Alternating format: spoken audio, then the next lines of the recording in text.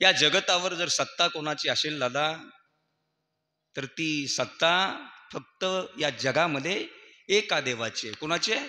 तुम्ही मला बोलत चला, मी तुमच्यासोबत चांगलं कीर्तन, चांगला संवाद साधण्याचा प्रयत्न करीन. या जगतामध्ये सत्ता कोणाची आहे?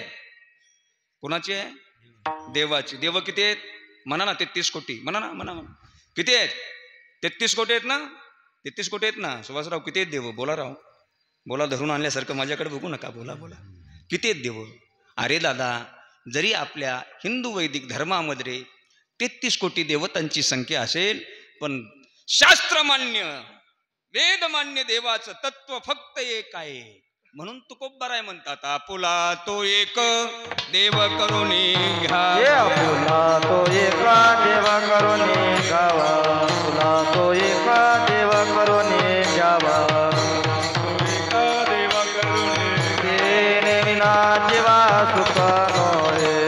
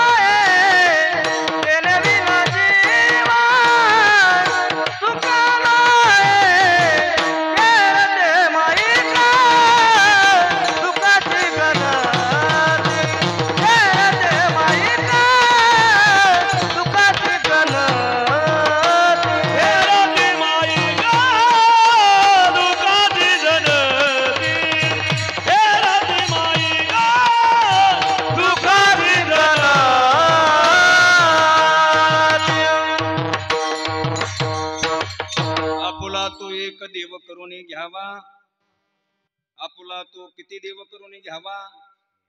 एक एक देव करून घ्यावा, तेने विन जीवा सुख नोये. जीवन जगत असताना तुम्हाला मला परमानंद सुखाची प्राप्ती जर प्रत्येकाला व्हावी वाटत असेल ना, तर आपण त्या देवाला आपण स्वीकारलं पाहिजे गड्या. पण आता आपण भावना ठेवतोय, आपण देवाची सेवा सुद्धा करतोय. अरे पूर्वीच्या काळामध्ये परमार्थ नव्हता असं नाही, परमार्थ होता. पण सध्याच्या कालगणनेनुसार पूर्वीच्या परमार्थामध्ये आणि आताच्या परमार्थामध्ये काही फरक दिसतो का प्रेमसिंग महाराज? दिसतो ना?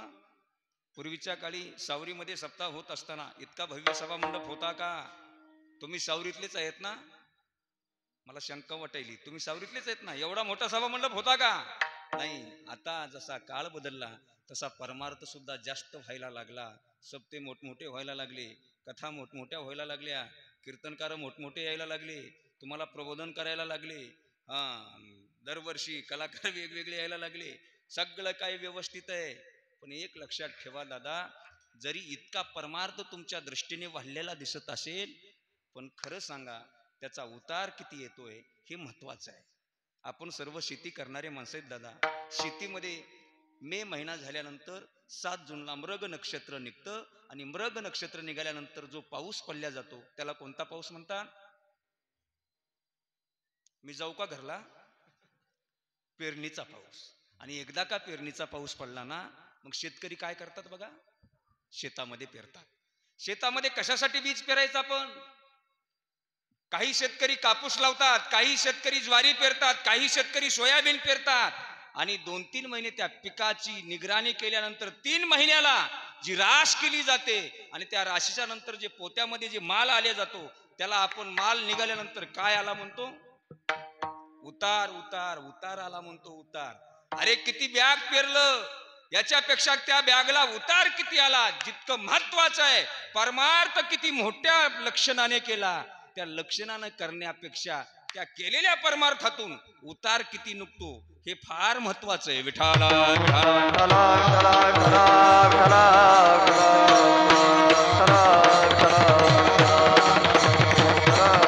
तुम्ही म्हणताय महाराज मग देवाला तत्व, देवा देवाचं तत्व आहे, आम्हाला या जगतामध्ये मान्य आहे. आम्ही सेवा करतोय ना देवाची. सप्ताह करतोय म्हणजे देवाच्या सेवेसाठीच करायचा आहे. सप्ताह करतोय म्हणजे आमच्या जीवनातला अनमोल पैसा या सप्त्यासाठी खर्च करतोय आम्ही. देवाची सेवा, संतांची सेवा आमच्या जीवनामध्ये त्या सेवेचं काहीतरी पुण्य मिळावं म्हणूनच करतोय ना. पण दादा, त्याच्या पाठीमागे जी तुमची भावना आहे ती फक्त मर्यादित भावना आहे. विशाल अंतकरणयुक्त तुमची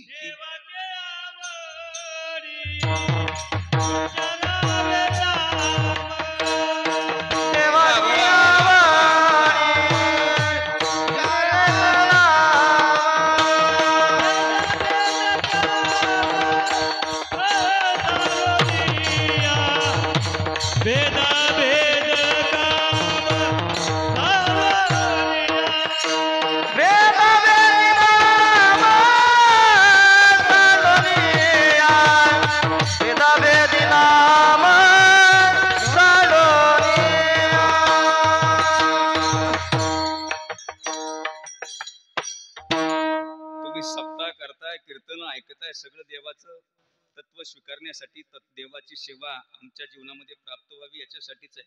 पण दादा, मला त्याच्या पुढे तुम्हाला सांगायचंय, तुम्ही देवाची सेवा करता गड्या, पण तुम्ही मन स्थिर करून त्या देवाचं तत्व मान्य करणारे नाही. कारण आपला वार बदलला तर भक्ती बदलते बुवा. वार बदलला की देव बदलतो. वार बदलला की आपली उपासना बदलते. या धोरणातले तुम्ही आम्ही आहेत सगळे. अरे सोमवार जर आला ना, सोमवार, शिवपुराण ऐकत आहे ना तुम्ही? शिवपुराण कोण कोण ऐकत आहे रोज? हात वर करा बरं. शेजारच्या गावचे येतात का? सावरीतलीच ऐकत असतील ना? तुम्ही ऐकता ना? शिवपुराणामध्ये किती सोमवारचं महत्व आहे? रुद्राक्ष महात्म्य ऐकलं का? भस्म महात्म्य ऐकलं का? 12 ज्योतिर्लिंग महात्म्य ऐकलं का? हॅलो, ऐकलं ऐकलं का?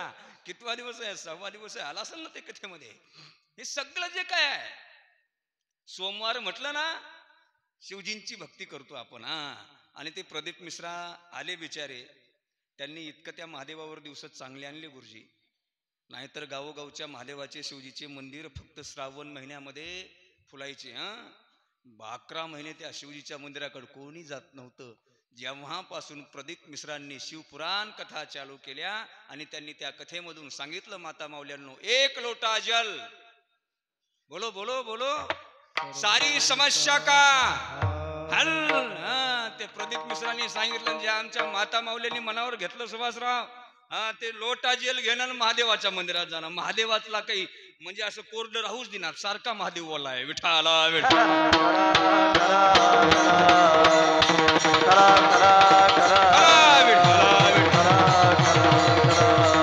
माझं सांगण्याचं तात्पर्य झाला, सोमवार आला की आपण शिवजीचे भक्त होतो गड्या. वार बदलला, गेला सोमवार. येणारा वार काही थांबण्यासाठी राहत नाही दादा. गेला वार, सोमवार गेला. येणारा वार असतो बुधवार, बरोबर ना? आहेत ना जागेवर तुम्ही? सोमवार झाल्यानंतर बुधवारच येतो ना? मंगळवार, असं बोलत चला जोरात. मंगळवार मंगळवार. मग मंगळवार आला की श्रीराम मामा विसरला महादेव गड्या. आली आमच्या अंगामध्ये देवी, अनादि निर्गुण प्रगटली भवानी. बोध महिषासुरा मर्दनाला गुणी, त्रिविध तापाची करावया झाडणी. भक्ता लागी तू पावशी निर्वाणी,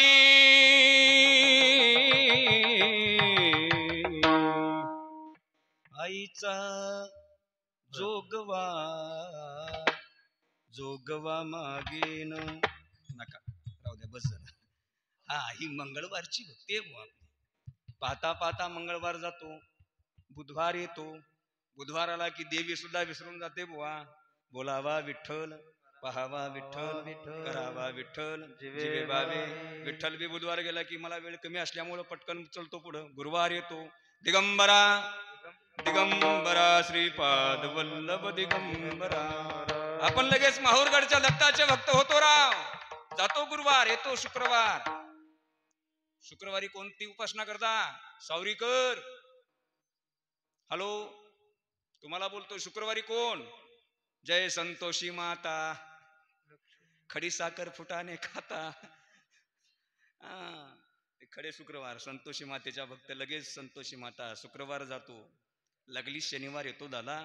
शनिवार आला की लगेच आपण आपल्या गावच्या ग्रामदेवतेचा हनुमंतरायाच्या मंदिरात येतो. खोबऱ्याची वाटी, त्या वाटीमध्ये तूप, तुपामध्ये कापसाची एक वात आणि माझ्या मारुतीरायाला दिवा लावतो.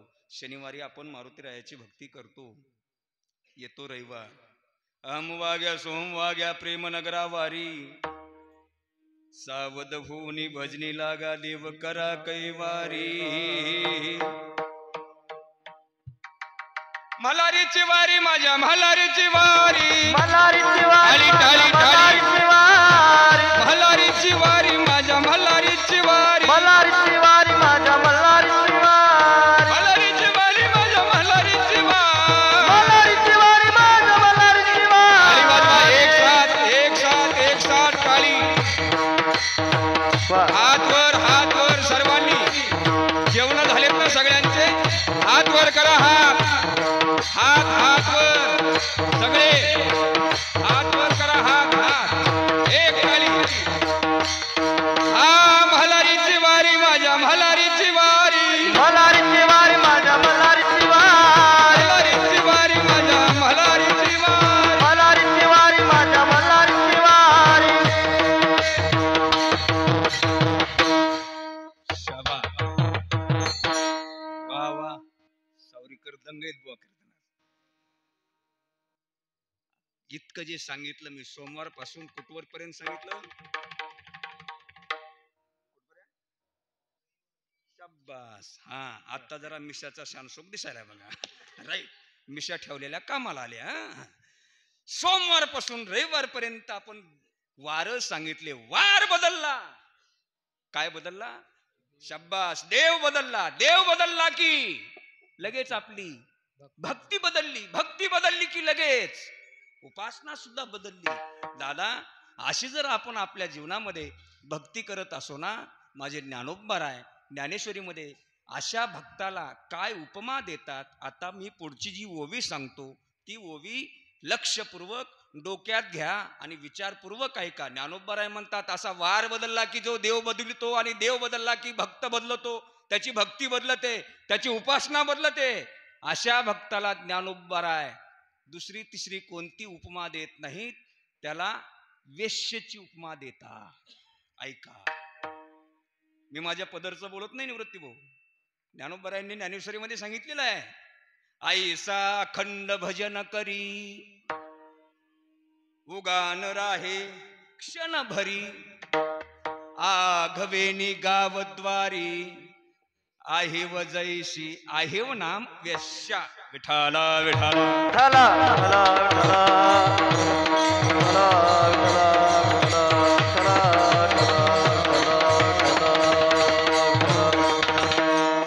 मग मला सांगा, आपण जर या सप्त्याला जर कीर्तनाला मंडपामध्ये येत असो आणि एकदा का सप्त्याचं काल्याचं कीर्तन झालं बुवा, काल्याचं कीर्तन झाल्यानंतर आपल्या गावचा देव कुठं बसला, त्याला काही स्नान आहे का नाही, त्याला कोणी नैवेद्य दाखवतं का नाही. या सप्ताह झाल्यानंतर पुढच्या वर्षी पौंष वद्य चतुर्दशीला दिलीप महाराज मुश्रेच्याच कीर्तनाला जर तुम्ही मंडपात येत असता तर काय फायदा आहे मला सांगा. पण एक लक्षात ठेवा, मला सांगायचं तात्पर्य असं आहे, असं सांगायचंय की या जगतामध्ये फक्त जर तत्व कोणतं शिल्लक असेल तर फक्त माझ्या परमात्म्याचं तत्व व्यापक तत्व आहे.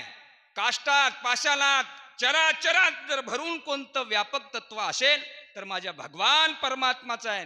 तुकोबराय नाटाच्या अभंगामध्ये फार इतकं सुंदर चिंतन करतात बघा. विठ्ठल जळी स्थळी भरला,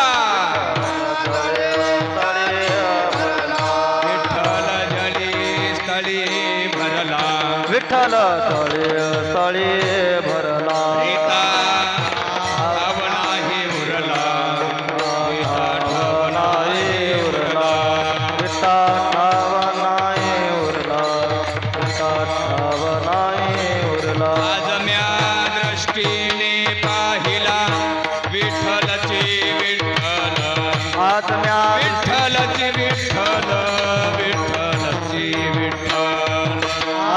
दृष्टीने पाहिला विठ्ठलचे विठ्ठल, विठ्ठलचे विठ्ठल, विठ्ठल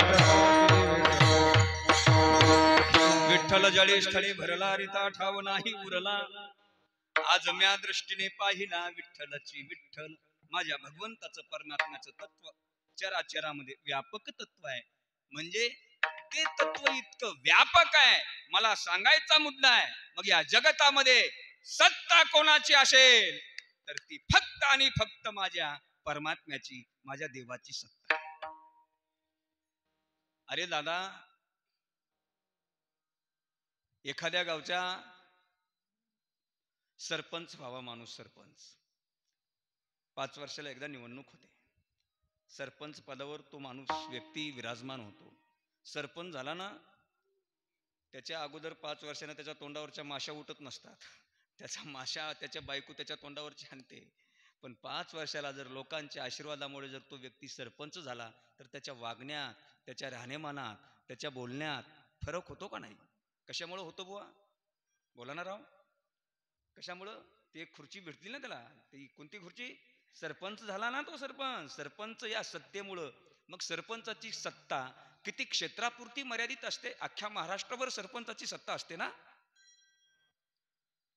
बोला ना राव फक्त गावापुरती त्याचं क्षेत्रफळ फक्त गावापुरती त्या सरपंचाची सत्ता आहे अरे एका गावावर ज्या सरपंचाची सत्ता असते ना दादा त्याचं राहणीमान टाईट असतं बरं चला त्याच्याही पुढे मला सांगायचंय तुम्हाला एखाद्या तालुक्यामध्ये आमदार म्हणून निवडून यावा त्याची सत्ता कुठपर्यंत फक्त तालुक्यापुरती मर्यादित आहे जिल्ह्यामध्ये खासदार निवडून यावा त्या खासदाराची सत्ता जिल्ह्यापुरती मर्यादित आहे एखादा महाराष्ट्राचा मुख्यमंत्री म्हणून अशी निवडणूक हवी देवेंद्र फडणवीस सारखा मुख्यमंत्री म्हणून शपथ घ्यावी आणि बहुमतानं त्याचं सरकार निवडून यावं आणि कुणाच्या जोरावर आलं हे आता राजकारण गादीवर नाही सांगायचं पण तुम्हाला माहीतच आहे देवेंद्र भाऊ फडणवीस असे जर मुख्यमंत्री झाले आणि ती मुख्यमंत्र्याची ताकद काय असते बघा पाठीमागं 10-5 गाड्या पुढं 10-5 गाड्या असं सगळी सुरक्षा Z+ सुरक्षा सगळ्या सुरक्षेमध्ये मुख्यमंत्र्याची कुठेही एंट्री मग हे कशामुळं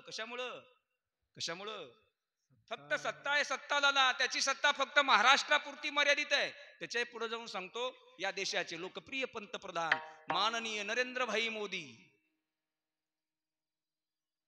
कोणत्या सत्तेवर आहे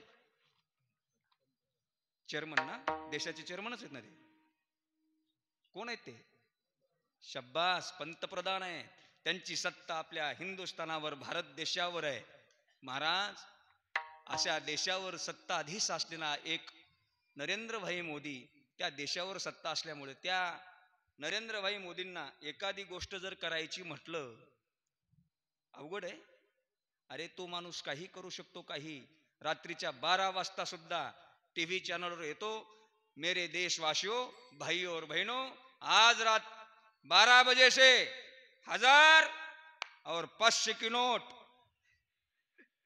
तुमचे केस टाईट करणारा माणूस नरेंद्रभाई मोदी आहे दादा कोणत्याही क्षणाला काही करू शकतो हे कशामुळं सत्ता मला सांगायचंय दादा अरे गावचा सरपंच म्हणून जर खुर्चीवर बसला तर गावामध्ये त्याची सत्ता चलत असेल तालुक्याचा आमदार म्हणून निवडून आल्यानंतर तालुक्यावर त्याची सत्ता चलत असेल जिल्ह्याचा खासदार म्हणून निवडून आल्यानंतर जिल्ह्यावर त्याची सत्ता चलत असेल नवे राज्याचा मंत्री म्हणून निवडून आला त्या राज्यावर त्याची सत्ता असेल देशाचा पंतप्रधान म्हणून जर खुर्चीवर बसला तर अख्खा देश जर त्याच्या ताब्यात त्याच्या सत्तेत असेल तर माझ्या भगवान परमात्म्याची सत्ता अरे एका राज्यापुरती नाही एका गावापुरती नाही एका तालुक्यापुरती नाही एका देशापुरती नाही त्याच्याही पुढे जाऊन सांगतो एका लोकापुरती नाही लोक किती आहेत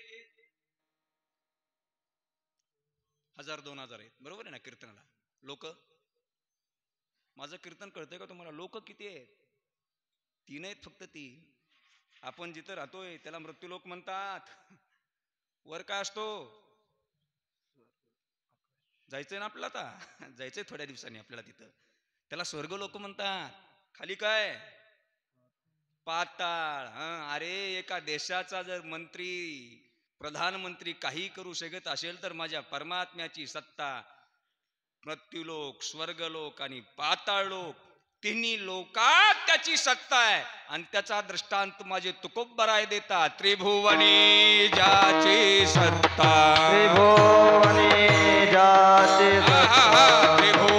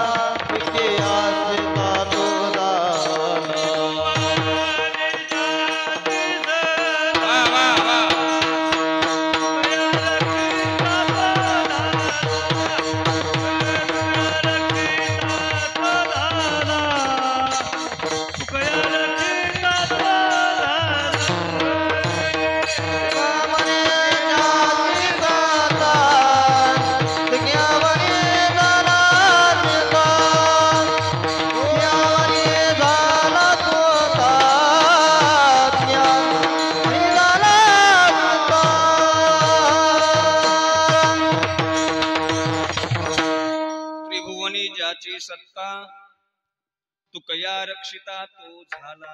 माझ्या जगाच्या मालकाची सत्ता तिन्ही लोकात आहे. मग तिन्ही लोकात सत्ताधीश असणारा परमात्मा त्याच्या जर मनात आलंच एखादी गोष्ट करायची तर ते काही करू शकतो. आता देव काय करतो याचं तुम्हाला छानपैकी एक उदाहरण सांगतो. एक साधू महात्मा होते. लक्ष देऊन कीर्तन ऐका. कीर्तन आता फक्त 15-20 मिनिटं राहिले. लक्ष देऊन ऐका. साधू महात्मा होते. साधू महात्मा ज्यांनी आपलं आयुष्य परमात्म्याच्या सेवेसाठी, वारकरी संप्रदायाच्या सेवेसाठी ब्रह्मचारी आश्रम स्वीकारून, संन्यास आश्रम स्वीकारून आपलं आयुष्य समाज कल्याणासाठी खर्च करतात. ते लोक साधू असतात. आणि ते साधू एका ठिकाणी राहत नसतात. ऐका. आणि जे एका ठिकाणी राहत असतात संतोषराव ते साधू म्हणा म्हणा काय भेटाय मी आहे ना तुमच्या पाठीमाग. जे एका ठिकाणी वास्तव्यास असतात ते साधू नसतात. शास्त्र सुद्धा सांगतं दादा, फिरता साधू बहता पाणी. साधू फिरणारा असावा आणि पाणी वाहत असावं, मग ते निर्मळ राहतं बघा. निर्मळ. साधू एका ठिकाणी राहत नसतात. मग साधू असे फिरत फिरत फिरत फिरत निघाले. एका राजाचा राजवाडा होता. राजाच्या राजवाड्याच्या गेटजवळ आले. राजानं पाहिलं. प्रधानजीला सांगितलं, अरे कोणीतरी महात्मा आपल्या दरबारामध्ये आलेले आहेत, त्यांना मध्ये बोलून घे.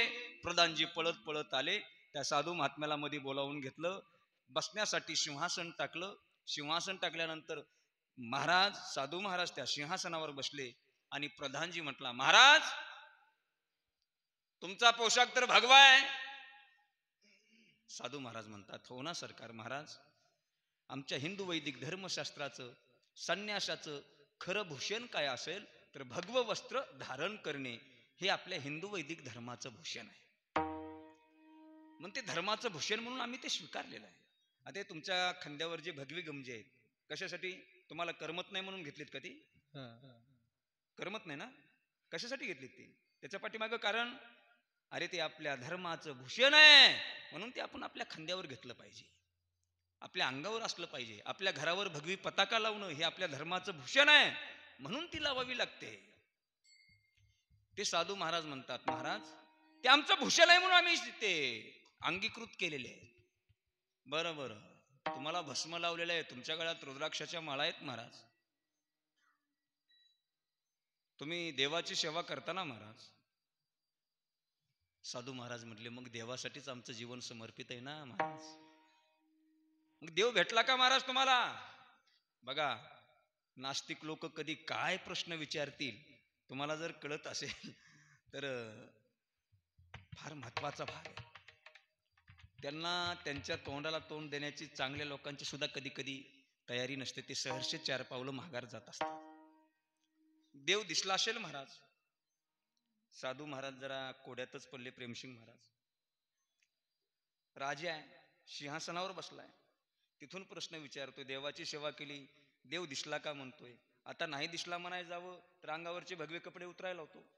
बरं दिसला म्हणाय जावं आणि जर साधून जर म्हणला दाखवा तुमचा देव, आहे का आपली ताकद? पण साधू महाराज 12 गावचं पाणी पेलेली होती बुवा. म्हणून तुम्हाला माझा संदेश आहे, माझी सूचना आहे, कुणाचाही नाद करा, साधूचा, महाराजाचा आणि वारकऱ्याचा कधीच नाद करायचा नाही. विठाला विठाला.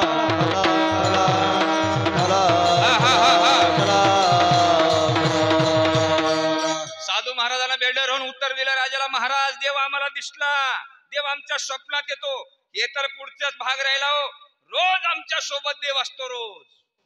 मग मात्र राजा पंक्चर झाला. राजा म्हणला, रोज तुमच्या सोबत देव असतो? मग आता राजाची विचारायची हिंमत होत नाही. मग राजा म्हणतो, आता महाराजाला तर हरवायचंय, त्याला अहंकार आला होता. राजाला अहंकारी राजा होता. एखाद्याकडे जरा सत्ता असली, एखाद्याच्याकडे जरा थोडस संपत्ती असली, संपत्ती कळती ना, त्याला काय म्हणतात? पैसा, नोटा 2000च्या बंद झाल्या, 500च्या, 500 किती आहेत? 2-4 म्हणलं. घराचा पत्ता सांग, रात्री कीर्तन झाल्याशिवाय तुम्ही. संपत्ती असली संपत्ती. माणसानं अहंकार कधी येऊ द्यायचा नाही बुवा. तुमच्या घरामध्ये किती तोळं सोनं आहे, तुम्हाला तुमच्या श्रीमंतीचा गर्व जर येत असेल तर एक लक्षात ठेवा, नारदाच्या गादीहून काय बोलला,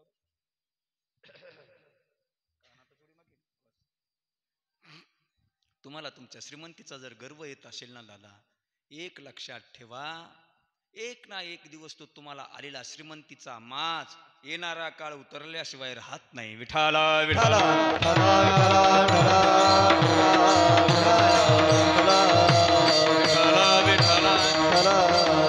तसा त्या राजाला श्रीमंतीचा संपत्तीचा माज होता. माज राजा म्हणला मग आता साधूला जर हरवायचंय एक करावं लागतं. महाराज मग तुमचा देव कुठं राहतो सांगा बरं मला. साधू जरी संन्यासी असले पण वारकरी संप्रदायामध्ये जीवन व्यतीत करणारे साधू होते. साधू उठले आणि सांगितलं, सांगू का तुम्हाला त्याच्या गावाचं नाव सांगू का. मग त्यावेळेस ते साधू उठतात तर सांगतात, जंबुया द्वीपा माझी एक पंढरपूर गाव गा, धर्माचे नगर देखो विठो पाटील त्याचे नाव गा, चला जाऊ तया ठाया काही भोजन मागाया गा. कशातलं प्रमाण आहे महाराज?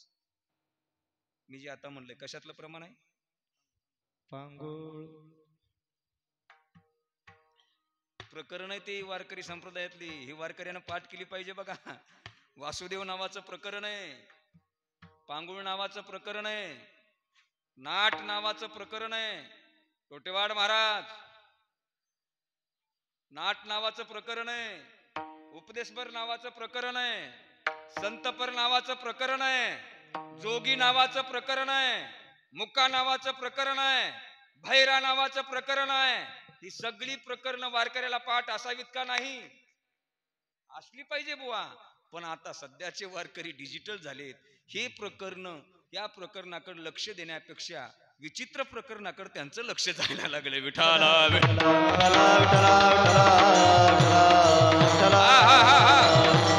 अरे त्या साधून सांगितलं आमचा देव कुठे राहतो सांगायचं ना राजा.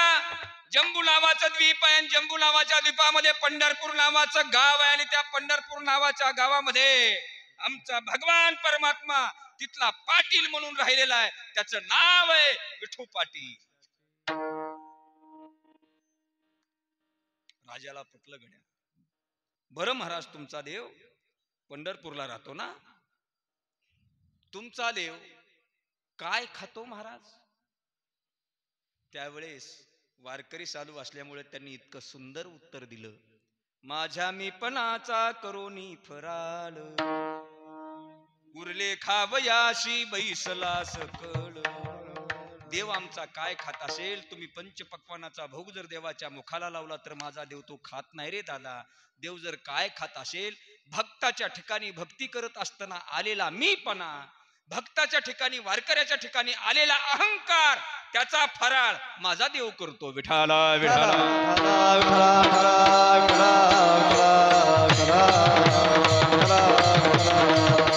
बरं चला आता प्रश्नही लवकरच उरकू. आता शेवटचा प्रश्न राजाला विचारला, महाराज आता झालं गड्या, तुम्ही देव कुठं राहतो सांगितला, तुमचा देव काय खातो हे सांगितलं. आता शेवटचा प्रश्न विचारतो, महाराज तुमचा देव काय करतो हे सांगा. आता साधू मात्र रागावले. साधूंना राग आला. लक्ष देऊन ऐका. साधू बसलेल्या खुर्चीवरून उठले. ते म्हटले, ते सिंहासन आहे ना तुमचं महाराज? ते राजा म्हटला, हो ना महाराज, या राजाचा राजा मी आहे म्हणून या सिंहासनावर बसण्याचा अधिकार मला आहे. एक काम करता का आता राजे महाराज? इतक्या वेळ मी तुमचं ऐकलंय सगळं, आता तुम्ही माझं ऐकता का? राजा म्हणला, हो महाराज, काय झालं नाही ऐकायला. मग एक काम करा, ते सिंहासनावरून तुम्ही उठा आणि खाली या. राजा उठला. साधूचा शब्द कसा डावला म्हणून राजा सिंहासनावरून उठला, खाली आला आणि ज्या ठिकाणी साधू महाराज बसले होते त्या खुर्चीवर राजाला बसवलं. आता साधू महाराज म्हटले, तुम्ही या खुर्चीवर बसा. मग पुढं काय करणार? साधू महाराज न बोलताच ताड ताड ताड ताड राजाच्या सिंहासनावर गेले आणि ज्या सिंहासनावर राजा सोडून दुसऱ्याला बसण्याला मुभा नव्हती त्याच सिंहासनावर साधू महाराज जाऊन बसले. राजाला राग आला. राजा ताडकन उठला आणि साधू महाराजांना म्हणतो, महाराज काय लावलंय हे? राजा, हेच तुझ्या प्रश्नाचं उत्तर आहे. परी होय वा वा. रंगाच्या परी होय हरी रंगाच्या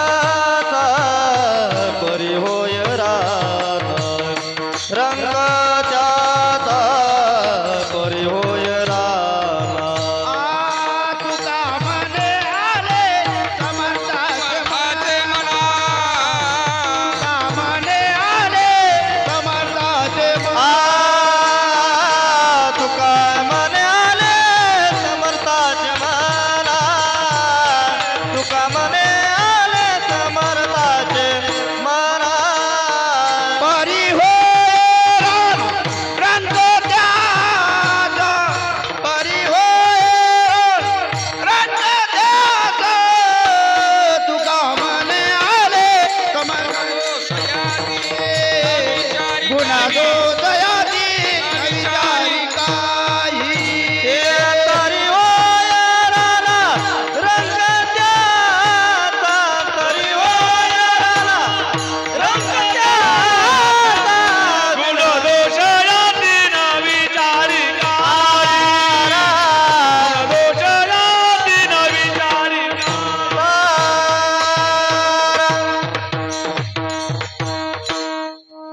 शाबास, प्रमाण उत्तम.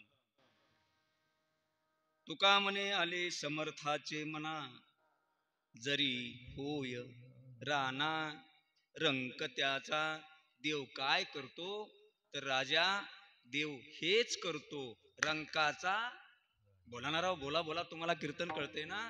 रंकाचा राजा करतो आणि राजाचा रंक करतो. मग मात्र त्या राजानं साधूला दंडवत घातला. ते म्हटले तुम्हाला एवढं जे काही ज्ञान आहे महाराज, इतकं जी काही तुमची सेवा आहे, तुम्ही नेमकं तुमच्या जीवनामध्ये केलं काय? तर त्या साधूनं शेवटचं उत्तर दिलं, आमच्या जीवनामध्ये आम्ही एकच केलं. या जगतामध्ये व्यापून भरलेलं तत्व जो भगवान परमात्मा आहे त्याच्यासोबत आमची भक्ती एकनिष्ठ आहे. आणि त्या एकनिष्ठ भक्तीची ताकद साधूच्या जीवनामध्ये इतकी येते दादा, इतकी येते. तुम्हाला जाज्वल्य उदाहरण सांगायचं झालं तर ऐश्वर्य संपन्न संत भगवान बाबा गडकर, काय ताकद होती, काय वैराग्य होतं. तुकोबारायांनी 450 वर्षापूर्वी गाथेमध्ये काही अभंग लिहून ठेवलेत. वैराग्यासहित विवेकासहित वैराग्याचे बळ धगधगीत ज्वाळ अग्नी जैसा. वैराग्य इतकं असावं लागतं साधूकडं. तुम्हाला सांगतो, नारायणगडावर भगवान बाबा राहायचे. नारायणगड भगवान बाबांचा गुरु घराणा. त्या नारायणगडावर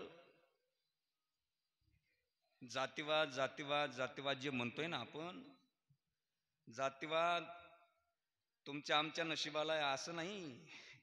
जातीवाद पहिलेपासून आहे.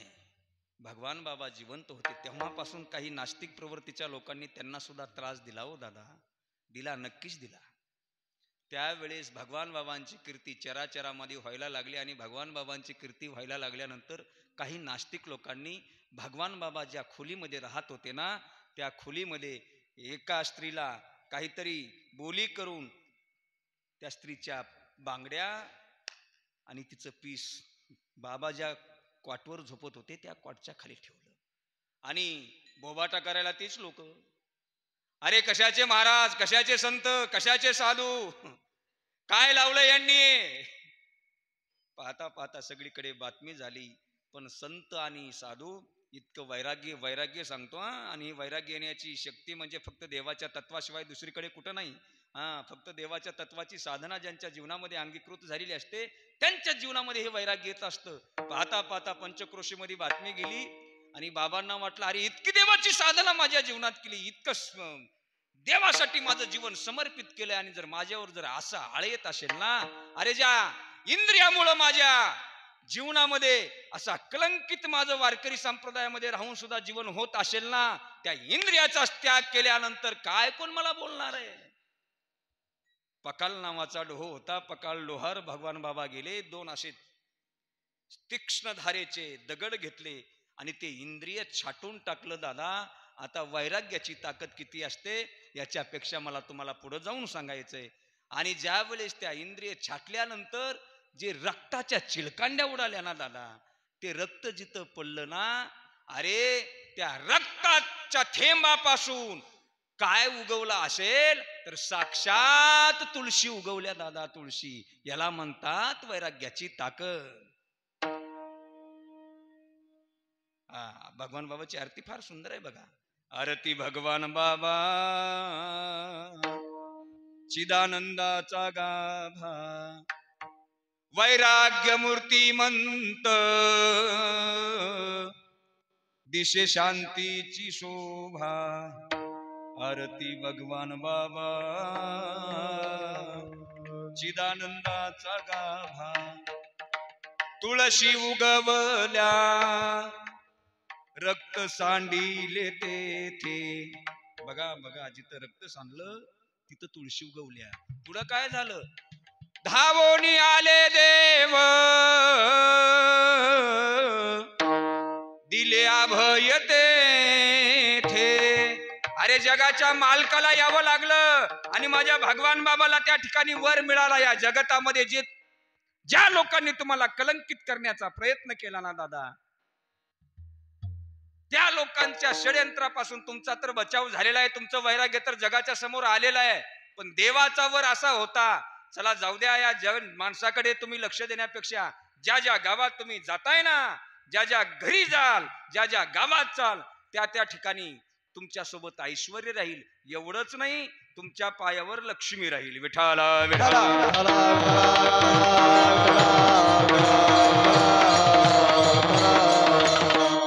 सांगण्याचं तात्पर्य इतकं वैराग्य साधू जीवनामध्ये येतं कशामुळे बुवा? कशामुळे येतं? कशामुळे येतं? संसार केल्यामुळं ना. रात्रंदिवस साधू संसारच करतात का?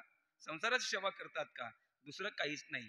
ज्या चराचरामध्ये माझ्या भगवान परमात्म्याचं तत्व ठासून भरलं ना, त्या भगवान परमात्म्याची सेवा त्यांच्या जीवनामध्ये अंगीकृत केली असल्यामुळे त्यांना हे वैराग्य, त्यांच्याकडे कृपादृष्टी माझ्या भगवान परमात्म्याची असते. मग मला सांगायचंय, इतकं जर तत्व चराचरामध्ये माझ्या भगवान परमात्म्याचं जर ठासून भरलं असेल, एवढंच नाही, ज्ञानोबा सुद्धा सांगतात, साधू संत सांगतात, ही सृष्टी जर निर्माण कोणी केली असेल, या सृष्टीचा निर्माता सुद्धा माझा भगवान परमात्मा आहे. जयापासोनी सकळ महिमंडळ हे झाले. म्या बोलविल्या वेदू बोले, म्या चालविल्या सूर्य चाले, म्या हलविल्या प्राणू हाले, जो जगाते चालिता मियाची नेमेला साता, काळू ग्राशी तसे तत्वता. अरे सगळं जे सगळीकडे जी सत्ता आहे ना, ती माझ्या भगवान परमात्म्याची आहे. त्याच्यापेक्षा पुढे जाऊन सांगतो, अरे इथे एक झाड असेल, जर झाड, त्या झाडाचं पान जर कोणाच्या सत्तेनं हलत असेल तर ते माझ्या भगवान परमात्म्याच्या सत्तेनं हलत आहे. वृक्षाचेही पान हले ज्याची सत्ता, राहिली अहंता मग कुठे. अरे झाडाचं पान हलवायची सत्ता जर त्याची असेल, पेटी मास्तर जय हरी, तुम्ही इथं सुंदर पिटी वाजवता, ते भाता चांगला वडता. वय किती आहे? 82. अरे वा.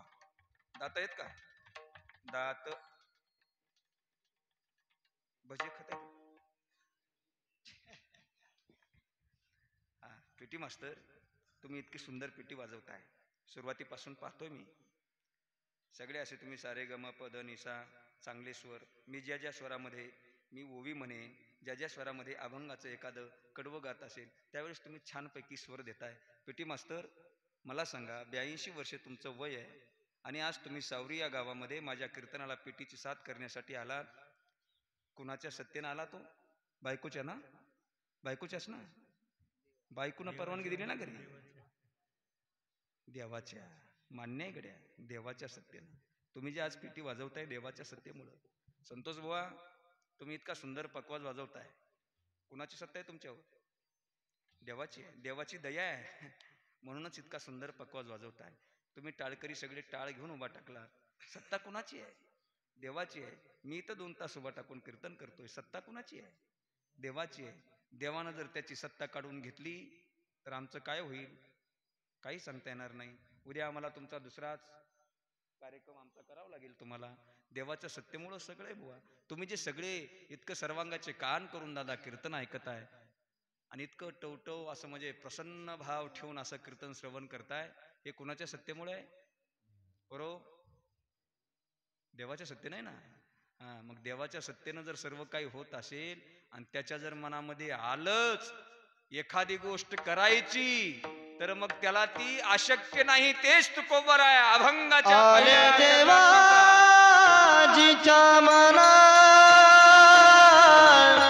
आले देवाजीच्या मना, आले देवाजीच्या मना मना, आले देवाजीच्या मना, आले देवाजीच्या मना, आले देवाजीच्या मना, आले देवाजीच्या मना, ओ आले देवाजीच्या मना, आले देवाजीच्या मना मना, आले देवाजीच्या मना, आले देवाजीच्या मना. हा, झालंय 15 मिनिट. तेथे कोणाचे चालेना. झालं आपलं कीर्तन. 15 मिनिट राहिले. झालंय म्हटलं की सुट्टी नका मारू. झालंय आता 15 मिनिटावर आले. देवाच्या मनात जर आलं ना दादा, राजा असा महाराजा असा, तुम्ही किती सत्ताधीश आहे, तुमच्याकडे किती संपत्ती आहे, तुमच्याकडे किती ऐश्वर्य आहे, काही तुमचं चालत नाही. तिथं फक्त चालत कोणाचं असेल? देवाचं चालतं. आपण एक फार या गावचे पाटील आहेत, आपण एक या फार गावचे मोठा श्रीमंत माणूस आहे, मला लोकांनी मानलं पाहिजे. हा जो तुमच्या डोक्यामध्ये गोड भ्रम आहे ना, गोड गोड भ्रम, आजचा कीर्तन ऐकून एवढा काढून टाका दादा. देवाची सत्ता जर तुमच्यावरची त्यानं काढून घेतली ना, कधी तुमच्या छातीत चमकल आणि कधी तुमचा कार्यक्रम लागल काही सांगता येणार नाही. शब्बास, मग तेथे नचले काही, सत्ता संपदा राहील ठाईचे ठाई, पुढे संचित जाईल ग्वाही.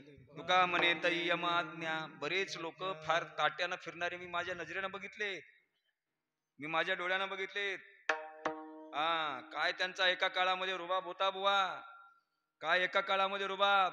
सप्त्याचे कारभारी तेच सगळे ते. आता आमच्याकडले, आता आमच्या शेजारचं गाव ते शिरसटवाडी म्हणायचं गाव आहे, तिथे एक पाटील होता बघा. हा, त्यानं सप्त्याची पट्टी आपणच घ्यायची आणि आपणच सगळा कारभार करायचा आणि हातामध्ये प्रेमसिंग महाराज अशी काठी घ्यायची, काठीला असा वाकडा दांडा. आणि महाराज आला ना कीर्तनाला, महाराज त्या खोलीत बसा. इतका रुबाब. महाराजाची कदर नाही. गावात ते महाराज आले, त्यांचा मान सन्मान करावा, काही कदर नाही. पण महाराज तेच पाटील आज फेगडत फेगडत फेगडत फेगडत आमच्यात एकतच चरायलाय.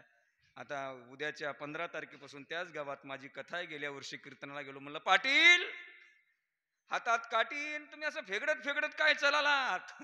ते म्हणला महाराज मनका. म्हणलं मनका?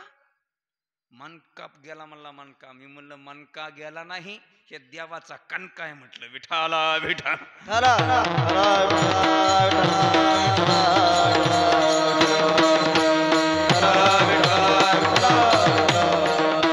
देवाचा मार नक्की असतो दादा, लक्ष देऊ नाही का? देवाचा मार असतो बर का.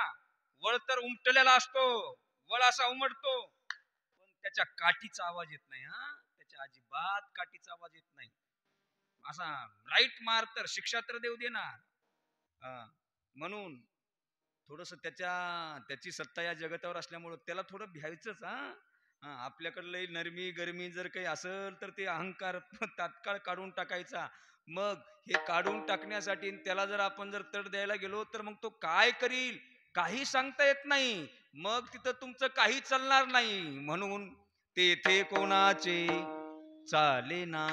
आता इतका मोठा एक दृष्टांत दिला, तेवढाच दृष्टांत 5 ते 7 मिनिटात सांगतो आणि वाणीला पूर्ण विराम देतो. विठाला विठा.